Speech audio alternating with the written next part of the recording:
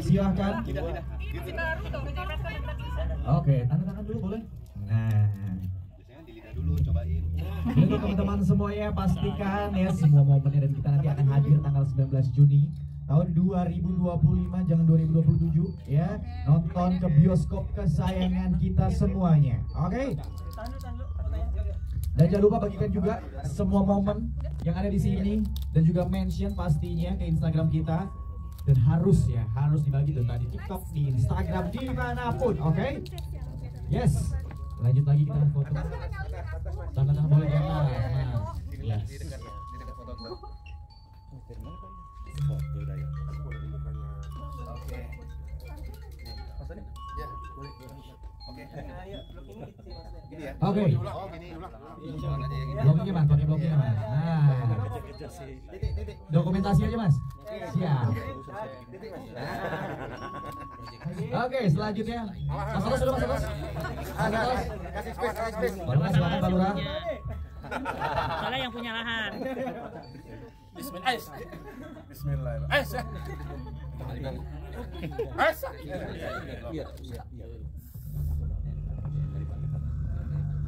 Oke.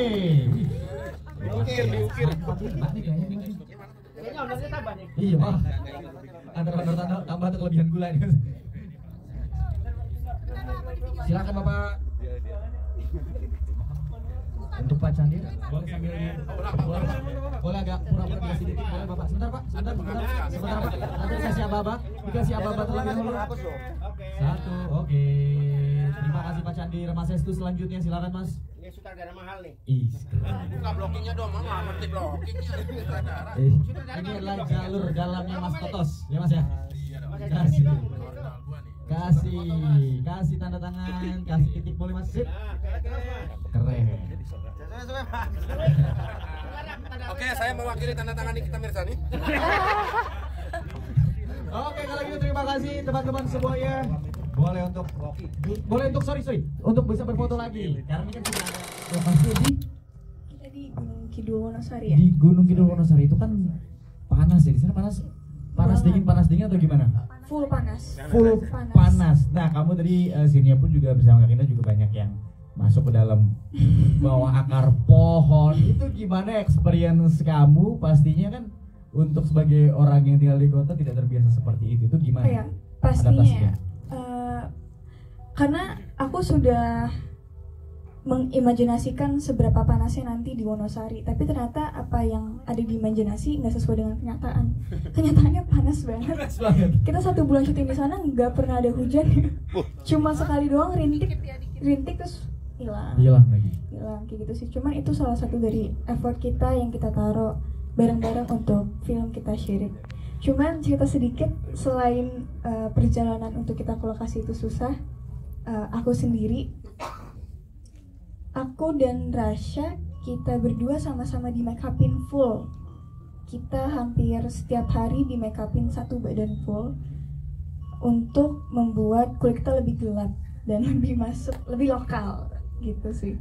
Iya. Berarti yang proses make upnya berapa lama? Tuh kan pasti kabarnya sudah dibalik cerita perjalanan. Kalau ini bagaimana perannya sebagai ibu ya kan? Iya. Sebagai ibu yang harus mengorbankan anaknya. Kalau aku lihat sepintas seperti itu. Iya, jadi kalau dari sisinya Santika ini, dia adalah seorang ibu yang berusaha mewariskan tradisi ke anaknya. Dimana sebenarnya pada akhirnya kenyataannya tradisi itu sebenarnya banyak konflik untuk dirinya gitu. Jadi kan seorang penari, terus pengen anaknya juga jadi penari, dan di film ini karena aku harus ada nari, ada nyanyi sama mantra, itu banyak sih PR-nya di sini gitu. Jadi setelah melihat trailer tadi, terus terang aku cukup puas, aku senang sekali. Seperti yang Mas Doni bilang, semua gambaran itu sudah bisa dipersembahkan oleh Mas Hestu, karena lagi kita syuting juga emang aku udah ngerasa sih lokasinya bagus-bagusnya deh ya.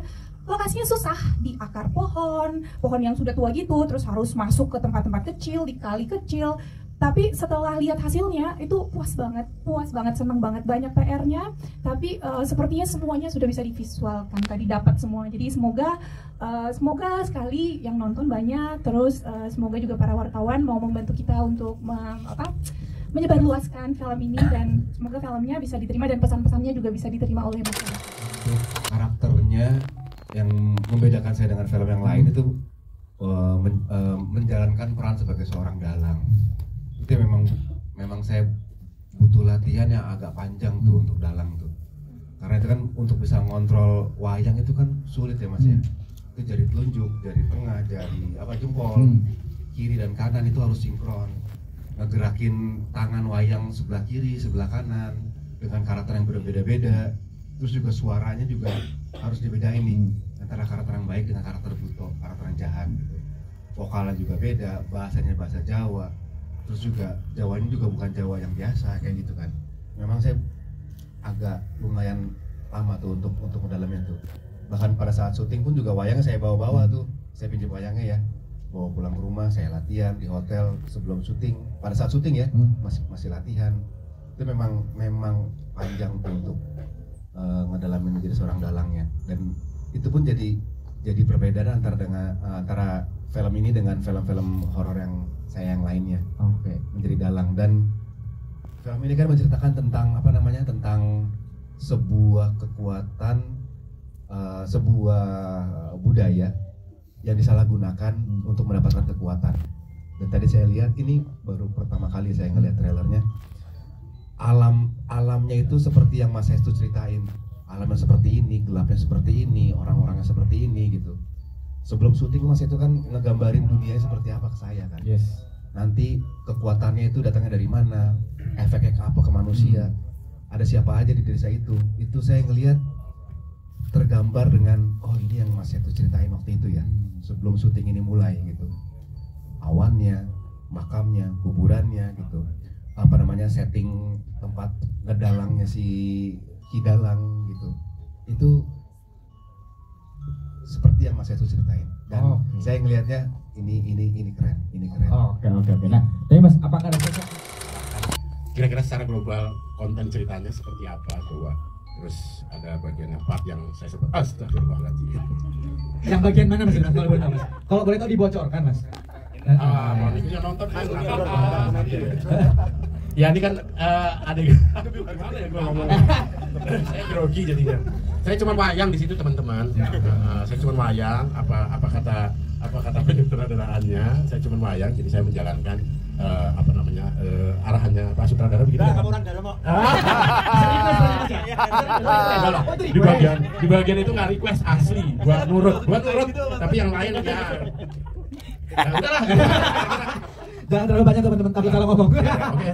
Sorry Mas, sorry bentar. Untuk harapannya dulu Mas, harapannya Mas Toto sendiri gimana Mas? Ya harapannya mudah-mudahan dari trailer yang menarik ini, yang bisa teman-teman bisa nge-share bagaimana film Sirik ini bisa jadi menarik, terus memang layak ditonton.